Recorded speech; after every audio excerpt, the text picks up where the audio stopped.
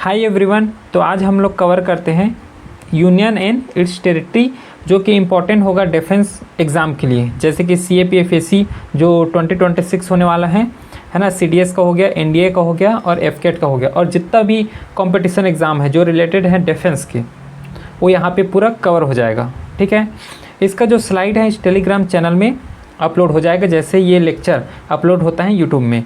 और जैसे ही इस लेक्चर अपलोड होने के बाद इसका जो टेस्ट जो है ना, टेस्ट का जो PDF है इस टेलीग्राम चैनल में डल जाएगा। तो जो टेस्ट रहेगा वो इसी टॉपिक से रहेगा, यूनियन ईस्ट टेरिटरी जो पढ़ रहे हैं इसी टॉपिक से वो टेस्ट रहेगा। तो उसको एक बार सॉल्व कर लेना, जिससे जो कॉन्फिडेंस है वो बूस्ट हो जाए। क्लियर है? चलिए बढ़ते फिर कवर करते हैं यूनियन एंड इट्स टेरिटरी को। तो जो ये टेरिटरी है ये पार्ट 1 में आता है ना। पूरा पार्ट हम लोग कवर कर चुके हैं। पार्ट 1 में आता है और आर्टिकल कहाँ से कहाँ तक 1 to 4 तक ये कवर करता है। ठीक है, आर्टिकल 1 से 4 तक ये कवर करता है। तो यूनियन टेरिटरी में यहाँ पे जो वर्ड है the territories of the India shall comprise, क्या क्या होता है टेरिटरीज में।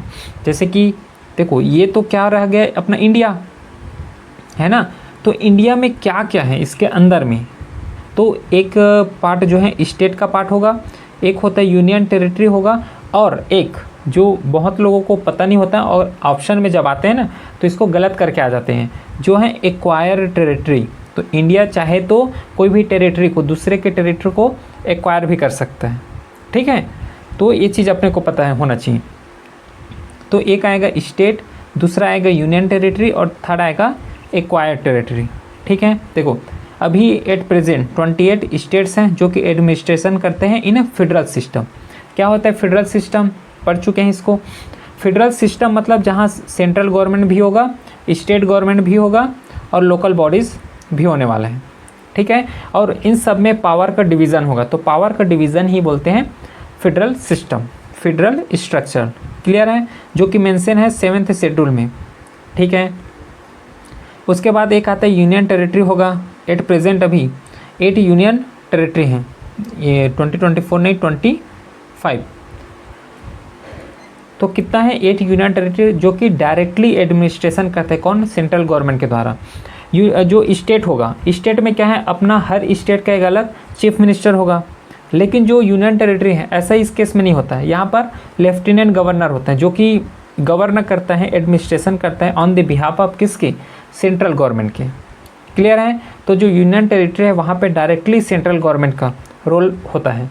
और एक्वायर टेरिटरी अगर एक्वायर होता है तो उसको डायरेक्टली एडमिनिस्ट्रेशन करेगा।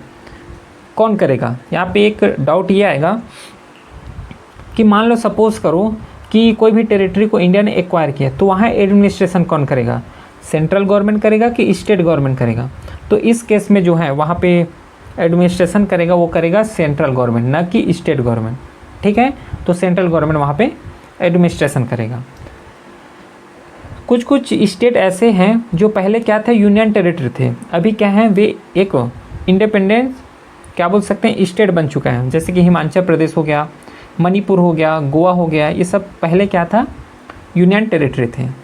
तो क्यों नीड है ऐसा, यूनियन टेरिटरी क्यों नीड है, सबका तो अपना क्या है एक स्टेट्स हैं है ना। अभी 28 स्टेट टोटल है, तो यूनियन टेरिटरी का ज़रूरत क्यों पड़ा।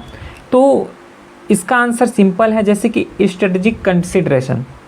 जैसे कि मान लो एग्जांपल ले लो, लद्दाख को ही ले लेते हैं, लद्दाख को ले लो, तो उसका जो स्ट्रेटजिकली जो इम्पोर्टेंस है वो बहुत ज़्यादा है, और उसी को अगर स्टेट गवर्नमेंट अगर कर रहे हैं तो उतना इफ़ेक्टिवली ना कर पाएगा जितना सेंट्रल गवर्नमेंट कर पाए। समझ रहे हो, तो उसका चाहे पॉलिटिकल एड्रेस कर सके, पॉलिटिकली एड्रेस हो, चाहे एडमिनिस्ट्रेशन के रेस्पेक्ट से हो, चाहे कल्चरल के रेस्पेक्ट से हो, इस तरीके से जो यूनियन टेरिटरी है उसका हम लोग ज़रूरत पड़ता है। ठीक है, union territories with high court का अगर बात करें तो Delhi and common high court for Jammu and Kashmir Ladakh. तो देखो दिल्ली का तो खुद का हाई कोर्ट है, लेकिन जो कॉमन हाई कोर्ट है कौन सा, जम्मू और कश्मीर और लद्दाख, जम्मू कश्मीर और लद्दाख, ये दोनों का हाई कोर्ट जो है कॉमन है, तो इसको याद रखना है। तो अब आर्टिकल समझते हैं। फर्स्ट आर्टिकल जो डिफाइन करता है name and the territory of union of India, union of India, उसका नेम के बारे में बताएगा कि कितना नेम है, मीन्स कितना स्टेट्स है उसका नेम रहेगा, और यूनियन टेरिटरी। तो जो फर्स्ट आर्टिकल है इस रेस्पेक्ट से ये डिनोट करते हैं। सेकंड जो है आर्टिकल सेकंड गवर्न करेगा एडमिशन और इस्टेब्लिशमेंट ऑफ न्यू स्टेट।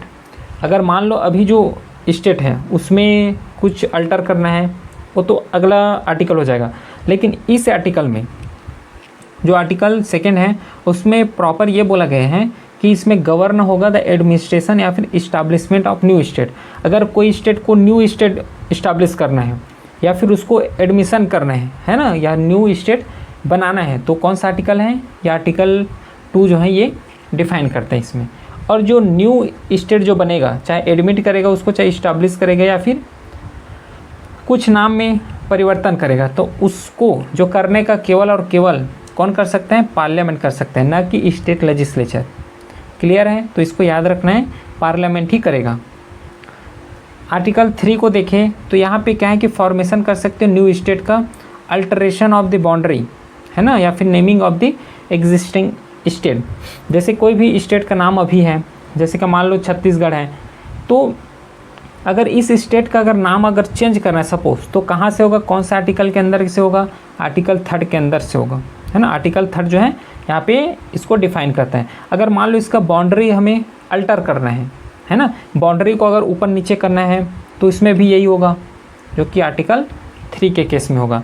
अब देखो एक चीज़ डाउट ये हो सकता है कि छत्तीसगढ़ को अगर मान लो इसका स्टेट जो है, जो इसका बाउंड्री है, इसको अल्टर करना है, तो ये तो स्टेट लेजिस्लेचर में जाना चाहिए, सेंट्रल के पास क्यों जा रहे हैं, है ना, एक डाउट ये हो सकता है। तो देखो इसका आंसर ये है कि मान लो छत्तीसगढ़ जो है अपना स्टेट को अल्टर कर रहे हैं और इससे एक जुड़ता जो बाउंड्री शेयर करता है वो तो एमपी है, तो ये जो छत्तीसगढ़ क्या करेगा, अपना एरिया बढ़ाने के चक्कर में एमपी के एरिया को इनक्रोच करेगा, तो यहाँ से क्या हो जाएगा, एक कॉन्फ्लिक्ट का केस आएगा, कॉन्फ्लिक्ट का। तो इसको रोकने के लिए, है ना, जो प्रॉब्लमेटिक सिचुएशन है उसमें न बदलने के लिए इसका जो पावर है किसके पास है, डायरेक्टली पार्लियामेंट के पास है। तो पार्लियामेंट क्या करेगा, एमपी और छत्तीसगढ़ को क्या नेगोशिएशन में ला के जो अल्टर करेगा बाउंड्री को, वहाँ से अल्टर कर सकते हैं। तो इसका आंसर यही रहा कि पार्लियामेंट जो है इसको अल्टर करेगा। समझ आया इतना। आगे देखते हैं, चाहे एरिया को इंक्रीज़ करना हो, चाहे डिमिनिश करना हो, या बाउंड्री को अल्टर करना हो, या फिर नेम को अल्टर करना हो, तो ये पूरा किस में आता है, आर्टिकल 3 में आता है। क्लियर है, चलो आगे बढ़ते हैं। आर्टिकल 4 को देखते हैं। आर्टिकल 4 बोलते हैं कि अगर लॉ बना रहे हो, आर्टिकल 2 में, आर्टिकल 2 क्या है समझ आ गया, आर्टिकल 3 ये क्या है अब समझ आ गया, for the amendment of first and the 4th schedule and supplemental. तो यहाँ पे ये बोला गया है कि आर्टिकल 2, आर्टिकल 3 ये प्रोवाइड करेगा क्या, अमेंडमेंट को, फर्स्ट और 4th शेड्यूल का। क्लियर है, चलिए आगे बढ़ते हैं। आगे बढ़ने से पहले कुछ टर्म समझ लेते हैं क्योंकि एग्ज़ाम में आते हैं, है ना, आ भी चुका है। एक होता है इंडस्ट्रियल यूनियन। तो इंडिया को क्या बोलते हैं, India is a industrial union of the destructible state. अब देखो स्टेट क्या है, इंडिया के पास बहुत सारे स्टेट हैं, इसका मतलब क्या है, डिस्ट्रक्टिबल है, मतलब अलग अलग भागों में बटा हुआ है। ये सब भाग को मिला के एक बना है क्या, इंडिया। तो इंडिया बना, इसका मतलब ये क्या है, इंडस्ट्रियल है। समझ आया, क्या है ये दूसरा राज्य, मान लो ये कितना है, ये छत्तीसगढ़ है, ये एमपी है, ये यूपी है ना, तो ये सब जो राज्य हैं बटा हुआ है, मतलब डिस्ट्रक्टिबल है, बटा हुआ है। अब इन सब राज्य को मिलके यूनियन बना है। यूनियन मतलब क्या हुआ, जो कि इंडस्ट्रियल है। इंडस्ट्रियल मतलब, इंडस्ट्रियल मीन सिंपल है कि इसको तोड़ नहीं सकते। क्लियर है, ये हो गया। एक हो जैसे कि एग्जांपल यूएस का और ले लेते हैं। यूएस का है एक इंडस्ट्रियल यूनियन है, इसका मतलब क्या, जो यूनियन है ये तो यूनियन है जो कि इंडस्ट्रियल है। कैसे होगा, क्योंकि इसके अंदर में बहुत सारा स्टेट्स बोल सकते हो, बहुत सारा क्या है, स्टेट्स हैं। तो कंफ्यूज नहीं होना, दोनों अलग अलग टर्म है, इंडस्ट्रियल और डिस्ट्रक्टिबल जो है दोनों अलग अलग टर्म है। क्लियर है। अब अगला टर्म लेते हैं यूनियन और फेडरेशन का। जैसे कि बोला जाता है कि union as a India as a union, और यूएसए को क्या बोला जाता है कि यूएसए क्या है, फेडरेशन है। तो यूनियन का मतलब क्या होता है, जैसे कि ये इंडिया है, ये इंडिया है मान लो, तो इंडिया के अंदर पूरा क्या है, पूरा स्टेट्स हैं। क्या है, ये इंडिया का एग्जांपल ले रहे हैं, इंडिया के अंदर क्या है, पूरा स्टेट्स हैं। एक सेकेंड, इसको एक बार रब करते हैं फिर अच्छे से समझते हैं। देखो ये क्या है, ये अपना इंडिया है, तो इंडिया के अंदर पूरा स्टेट्स हैं, ठीक है, इंडिया का एग्जांपल ये होता है। तो जो यूनियन है, यूनियन मतलब जो पूरा इंडिया है वह टुकड़ों में बटा हुआ है। कैसे टुकड़ों में, मतलब स्टेट्स में बटा हुआ है। लेकिन जो यूएसए का एग्जांपल आता है, यूएसए क्या है कि बहुत सारे जो स्टेट्स हैं वे मिलके एक फेडरेशन बनाया हुआ है। मतलब क्या कि जितना भी यहाँ पर 52 स्टेट्स हैं, तो 52 स्टेट्स ने मिलके एक यूनियन बनाया है। वहाँ पे ऐसा है, बोलते हैं यूनियन बनाया, इसका मतलब जो फेडरेशन है, इसका मतलब क्या है कि फेडरेशन, मतलब तो समझ आया इंडिया और यूएसए का एग्जांपल, क्लियर है। तो जो इंडिया का एग्जांपल अगर लोगे तो ये पूरा इंडिया है, इंडिया के अंदर पूरा स्टेट्स में बटा हुआ है इंडिया। लेकिन जो यूएसए का एग्जांपल आता है, यूएसए पूरा स्टेट्स मिलके यूएसए बनाया है, ये ऐसे समझो, क्लियर है। तो यूनियन और फेडरेशन में जस्ट इतना ही डिफरेंस होता है। चलो एक आता है पार्लियामेंट्री अथॉरिटी, आता है कि जितना भी बाउंड्री हो, चाहे अल्टर करना हो स्टेट्स का, है ना, फिर बाउंड्री अल्टर्स करना हो, तो क्या करेगा पार्लियामेंट, ये पूरा पार्लियामेंट के पास अथॉरिटी है कि ये बाउंड्री को अल्टर कर सकते हैं, इवन विदाउट कंसेंट। इस चीज़ को याद रखना है, विदाउट कंसेंट क्वेश्चन में आ सकता है ऐसा। तो देखो ये तो रहा कि यूनियन और उसके टेरिटरीज़ के बारे में पूरा। तो कई जैसे कि कमीशन आते चला गया, कई कमीशन ने अपना डिफरेंट राय दिए, है ना, डिफरेंट ओपिनियन दिए कि जो स्टेट्स बनेगा किस रेस्पेक्ट में बनेगा। कि कोई कमीशन आया तो उन्होंने बोला है कि लैंग्वेज के बेस में बना दो, कोई कमीशन ऐसे आए हैं जो कि बोला है कि जो एडमिनिस्ट्रेशन कन्वीनियंस हो वैसा अपने को स्टेट बनाना है ना। कोई जो कमीशन आया है उन्होंने ABC पार्ट में डिवाइड कर दिया। तो उसी कमीशन के रेस्पेक्ट में पहला कमीशन जो है फजल अली कमीशन है, जो कि 1953 से 1955 के बीच रहा है। इन्होंने क्या कहा है कि एक्सेप्ट किया है कि जो लैंग्वेज होगा, है ना, जो लैंग्वेज के आधार पे स्टेट्स को डिफाइन करेंगे, इन्होंने ये बोला। लेकिन रिजेक्ट किया है one language one state theory को। तो इसको याद रखना क्योंकि एग्ज़ाम में पूछ लेते हैं। तो जो फजल अली कमीशन है जो 1953 से 1955 के बीच में रहा है, तो इन्होंने लैंग्वेज के बेस में स्टेट को रीऑर्गेनाइज करना है, ये बोले, है ना। तो देखो it recommendation led to the state reorganisation act, और इसी के रिकमेंडेशन से, फजल अली कमीशन के रिकमेंडेशन से 1956 में स्टेट रीऑर्गेनाइजेशन का एक्ट आया, जिसमें से 14 स्टेट्स बनाए और 6 UT को यहाँ पे बनाया गया। इतना समझ आया, ठीक है। तो यहाँ पे जो मेंबर्स अगर देखोगे कौन कौन थे मेंबर, फजल अली जो चेयरमैन थे, KM पन्नीकर थे और HN खुंजू थे। तो इसको याद रखना है ना, जो फजल अली कमीशन है। सेम दूसरा कमीशन आया था जो है धार कमीशन 1948 को। इन्होंने रिकमेंडेशन दिए थे कि जो स्टेट रीऑर्गेनाइजेशन होगा वो किस में होगा, एडमिनिस्ट्रेटिव कन्वीनियंस से होगा, ना कि लैंग्वेज के बेस से होगा। इन्होंने ये अपना राय दिया था, ठीक है। कौन सा कमीशन, धार कमीशन। यहाँ पे ये पूछ देते हैं कि इसको सीक्वेंस में जमाओ कि पहले फजल अली कमीशन आया है कि धार कमीशन आया है ना। या फिर इसको पूछ लेते हैं जैसे कि मैच थे, है ना, मैच द फॉलोइंग में कि धार कमीशन का जो डेट था कौन सा था, यहाँ पे 1948 जैसे लिखा हुआ है ना। तो ऐसे क्वेश्चन एग्ज़ाम में बन जाते हैं। फिर अगला कमीशन है JVP कमेटी, जो कि 1948 से 1949 में आया था। तो इन्होंने जो क्या रिजेक्ट किया, और सबसे पहले JVP का फुल फॉर्म कौन है। JVP मीन्स J मतलब होता है जवाहरलाल नेहरू था, और V मीन्स होता है वल्लभ भाई पंत, और पत्तभी मीन्स P का मतलब, क्लियर है। तो देखो ये लोग पहले से ही चाहते थे, जैसे कि जवाहरलाल नेहरू हो गया, वे नहीं चाहते थे कि जो स्टेट हैं लैंग्वेज के बेस में बने। क्यों, अगर लैंग्वेज के बेस में बना तो क्योंकि उस समय का जो सिनारियो था, है ना, जैसे तैसे करके जितना स्टेट्स हैं उसको तो एक में लाए थे, है ना, पूरा इंडिया बनाए थे। तो ये लोग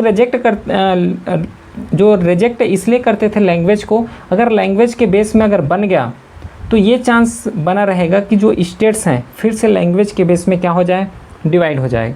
तो ये लोग नहीं चाहते थे कि जो स्टेट्स हैं वो लैंग्वेज के बेस में बने, ठीक है। लेकिन इसको फोर्स जो है झेलना पड़ा, फोर्स जो है प्रेशर झेलना पड़ा। जैसे कि आंध्र प्रदेश का एग्जांपल लेते हैं, यहाँ का जो क्या बोल सकते हैं, यहाँ का जो प्रोटेस्टिस्ट थे, जो प्रोटेस्ट कर रहे थे कि अपने को क्या चाहिए, लैंग्वेज के बेस में एक स्टेट चाहिए, और इसमें से एक का डेथ भी हुआ है, ठीक है, एक का डेथ भी हुआ है। तो इसी प्रेशर के चलते हुए इसको मजबूरी में क्या है, लैंग्वेज के बेस में जो है स्टेट को कमीशन किया गया।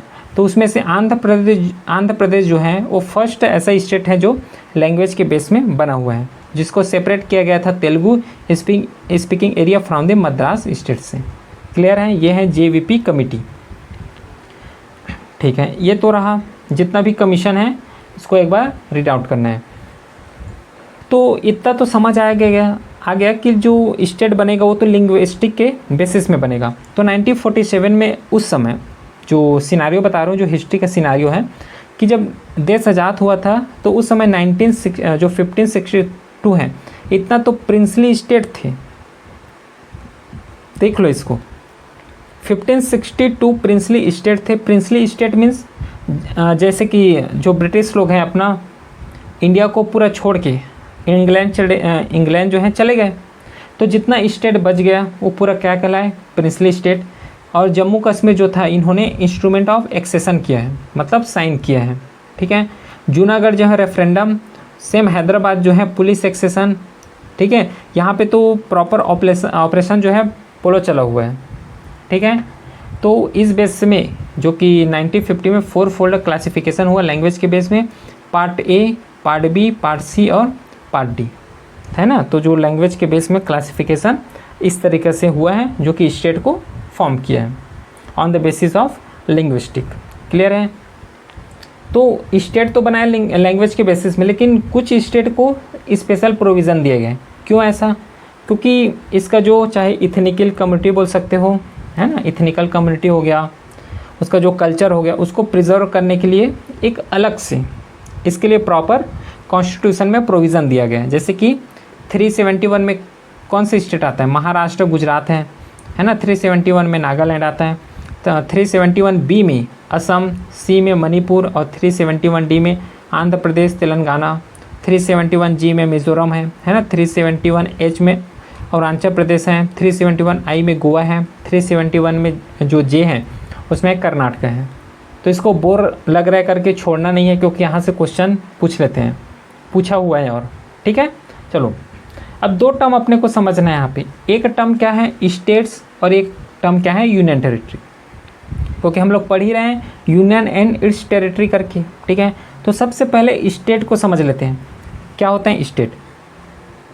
स्टेट जो है एक फेडरल रिलेशन में आता है ना।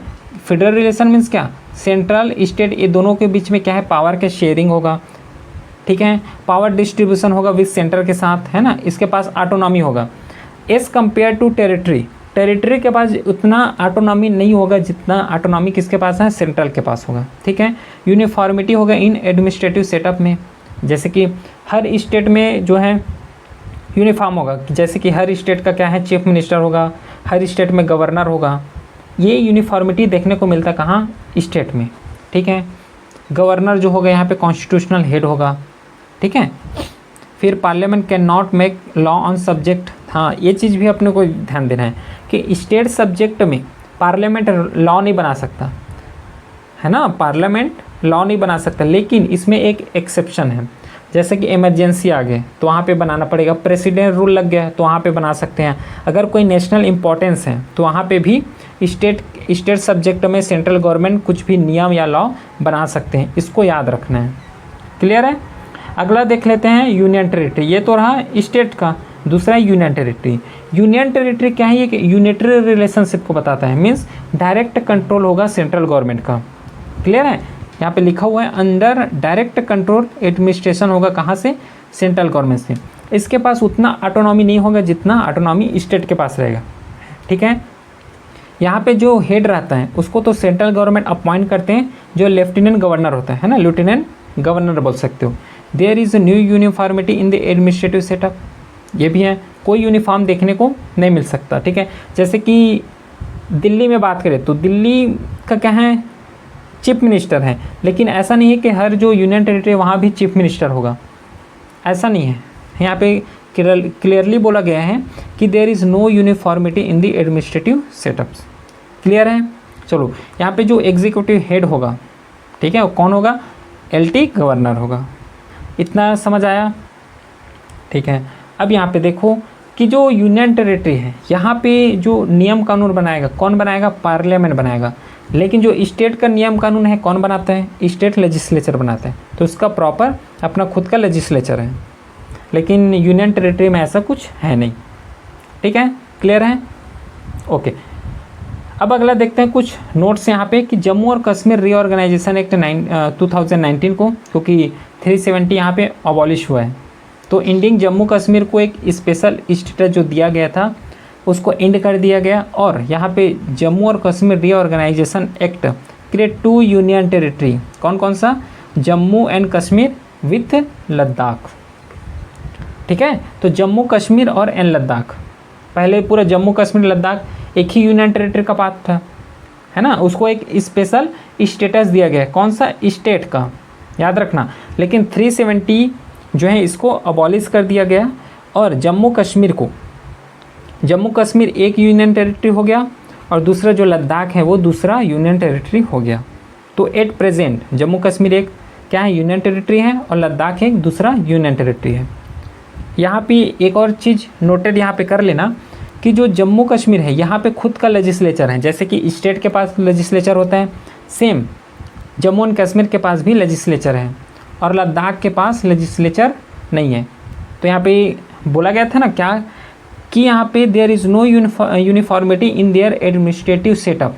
देखो इसका एग्जांपल यहीं पे दिख रहा है, ठीक है। एक यूनियन टेरिटरी हो गया जिसमें से लेजिस्लेचर है, लेकिन दूसरा यूनियन टेरिटरी हो गया जैसे कि लद्दाख, इसमें लेजिस्लेचर नहीं है, तो यूनिफॉर्मिटी देखने को नहीं मिलता। लेकिन स्टेट में ये यूनिफॉर्मिटी देखने को मिलेगा। फिर Dadra and Nagar Haveli and Daman and Diu को मर्ज कर दिया गया, एक यूटी बना दिए। पहले अलग अलग थे, दादरा एंड नगर हवेली अलग union territory, Daman and Diu ये अलग यूनियन टेरिटरी, तो इसको मर्ज कर दिया गया है 2019 में और इसको एक यूनियन टेरिटरी बना दिया गया है। क्लियर है। तो ये जस्ट नोट के लिए इसको ध्यान में रखना है, इतना क्लियर है। अब देखते हैं कि स्टेट का यूनियन टेरिटरी तो उसको तो अलग एक प्रॉपर चैप्टर है उसका, है ना, उसको पढ़ेंगे। तो यहाँ पे हम लोग जस्ट कवर करते हैं किसका, यूनियन टेरिटरी में एडमिनिस्ट्रेशन कैसे होता है, इसको यहाँ पे हम लोग कवर करते हैं। तो जो आर्टिकल जो कवर करता है यूनियन टेरिटरी का, वो आर्टिकल है 239 से 241 तक चला जाता है, ठीक है। पार्ट 8 में ये पूरा डिफाइन है, कहाँ पे, कॉन्स्टिट्यूशन में। एडमिनिस्ट्रेशन कौन करता है, यहाँ पे एक्चुअली एडमिनिस्ट्रेशन प्रेसिडेंट करते हैं, प्रेसिडेंट्स में सेंट्रल गवर्नमेंट का, और जो प्रेसिडेंट है वो एक लेफ्टिनेंट को क्या करता है, लेफ्टिनेंट को अपॉइंट करता है। क्लियर है। तो लेफ्टिनेंट गवर्नर इसको अपॉइंट करता है, जैसे कि अपॉइंटेड फॉर दिल्ली, पुडुचेरी, अंडमान निकोबार, कश्मीर, लद्दाख, ये सब क्या है, यूनियन टेरिटरी तो है ना। उसके बाद union territory with legislature and council of minister headed by chief minister. तो देखो कौन कौन से यूनियन टेरिटरी जहाँ पे चीफ मिनिस्टर हैं, ये हम एक चीज़ पढ़े हैं। देखो यूनियन टेरिटरी में लेफ्टिनेंट गवर्नर जो है ना, लेफ्टिनेंट गवर्नर जो है वो एडमिनिस्ट्रेशन करता है, लेकिन कुछ ऐसे यूनियन टेरिटरी हैं जहाँ पे चीफ मिनिस्टर है, कहाँ पे, जैसे पुडुचेरी, दिल्ली और जम्मू कश्मीर, ठीक है, यहाँ पे चीफ मिनिस्टर है। चलो अब डिफरेंस समझ लेते हैं अलग अलग का, जैसे कि दिल्ली है, पुडुचेरी है और जम्मू कश्मीर, क्यों, क्योंकि यहाँ पे चीफ मिनिस्टर है। तो क्या ऐसे डिफरेंस देखने को है। तो जो कॉन्स्टिट्यूशनल स्टेटस है दिल्ली के लिए ये है 239AA में, पुडुचेरी के लिए है 239A में, और जम्मू कश्मीर जो बना है इसको तो याद होना ही चाहिए, है ना, जम्मू कश्मीर रीऑर्गेनाइजेशन एक्ट 2019 में ये बना हुआ है, ठीक है। तो देखो जम्मू कश्मीर और दिल्ली पुडुचेरी, तो दिल्ली का अगर देखिए ये लेजिस्लेट कर सकते हैं ऑल सब्जेक्ट में, जैसे कि स्टेट है, जैसे एक्सेप्ट पब्लिक ऑर्डर, पुलिस और लैंड। फिर सेम पुडुचेरी जो है ये भी सेम यहीं पे लेजिस्लेट कर सकते हैं। और जो जम्मू कश्मीर है can legislate on the state subject except public order या फिर पुलिस एंड आल्सो कॉन्करेंट। तो इसको जस्ट एक बार क्या करना है, रीड आउट करना है, थोड़ा सा इसको जस्ट ओवरव्यू लेते चलते हैं। सब्जेक्ट जो रिजर्व किया गया है वो पब्लिक ऑर्डर हो गया, पुलिस हो गया, लैंड हो गया, किसमें, दिल्ली में, फिर पुडुचेरी है, फिर जम्मू कश्मीर में है। सेम इसमें फॉलो करते हैं general state list and concurrent list. अच्छा, एक स्टेट लिस्ट कनकरेंट लिस्ट ये बार बार आ रहा है, तो इसको एक बार समझ लेते हैं, है ना। देखो 7th शेड्यूल में क्या है, पूरा लिस्ट को डिफाइन किया है। तो कौन कौन से लिस्ट होता है, एक होता है सेंट्रल लिस्ट, एक है स्टेट लिस्ट और एक है कनकरेंट लिस्ट। ठीक है, 3 लिस्ट हैं अभी, सेंट्रल लिस्ट, कनकरेंट लिस्ट और स्टेट लिस्ट। ये लिस्ट क्या है कि एक लिस्ट बना दिए गए हैं, है ना, 1 2 3 4 5 करके ऐसा लिस्ट है। और इस लिस्ट में जितना इंक्लूड होगा, जो सेंट्रल गवर्नमेंट के लिस्ट में इंक्लूड होगा, वहाँ पे सेंट्रल गवर्नमेंट ही रूल बना सकते हैं। अगर कोई स्टेट गवर्नमेंट में लिस्ट है, जो जितना भी सब्जेक्ट है स्टेट गवर्नमेंट में अगर लिस्ट है, तो उस रेस्पेक्ट में स्टेट गवर्नमेंट रूल बनाएगा। और कनकरेंट लिस्ट ऐसा है जहाँ पे सेंट्रल गवर्नमेंट भी रूल कर सकते हैं, स्टेट गवर्नमेंट भी अपना रूल बना सकते हैं। क्लियर है, जैसे कि पुलिस हो गया, एजुकेशन हो गया कनकरेंट में, तो ये चीज़ें क्लियर है। सेंट्रल में सेंट्रल ही बनाएगा, स्टेट में स्टेट गवर्नमेंट बनाएगा, और कनकरेंट लिस्ट में जो है दोनों बना सकते हैं। तो ये तो रहा, ठीक है, क्लियर है। आगे बढ़ते हैं, अगला देखो। फिर आते हैं रोल ऑफ लेफ्टिनेंट गवर्नर का। अगर बात करोगे तो refer disagreement to president, control over services, bureaucracy, final decision, reserve matter. तो इसको एक बार जस्ट अपने लेवल में एक बार गो थ्रू कर लेना, यहाँ पे लिखा हुआ है पूरा, ठीक है। अब देखो, जैसे कि डिफरेंस है, in case of difference of opinion between lieutenant governor and his minister, या फिर lieutenant governor refer to the matter to president for decision. यहाँ पे देखो, अगर कोई भी डिसीज़न लेना हो, है ना, डिसीज़न लेना हो लेफ्टिनेंट गवर्नर का, तो लेफ्टिनेंट गवर्नर और उसका मिनिस्टर जो है इसमें डिसएग्रीमेंट अगर हो गया तो क्या करोगे। तो यहाँ पे क्लियरली है कि लेफ्टिनेंट गवर्नर क्या करेगा, उस मैटर को प्रेसिडेंट के लिए रिफ़र कर देगा, ठीक है। Delhi is the only union territory with its own high court है सिंस 1966 से, बाकियों के पास नहीं है, लेकिन Delhi is only union territory है, इसके पास खुद का हाई कोर्ट है। Constitutional does not contain any separate provision for the administration of acquired territory. इसको भी याद रखना। सपोज अगर इन फ्यूचर में अगर इंडिया है कोई कंट्री को एक्वायर करता है, तो इसमें कॉन्स्टिट्यूशन में ऐसा कोई उल्लेख अपने को देखने को नहीं मिलता है, ठीक है। क्लियर है, समझ आया। चलिए, इस क्लास का PDF जो है टेलीग्राम चैनल में डल जाएगा, और इसके बाद मॉक टेस्ट ज़रूर देना, जो कि वो भी इस टेलीग्राम चैनल में डल जाएगा। चलिए, थैंक यू, फिर मिलते हैं नेक्स्ट क्लास में।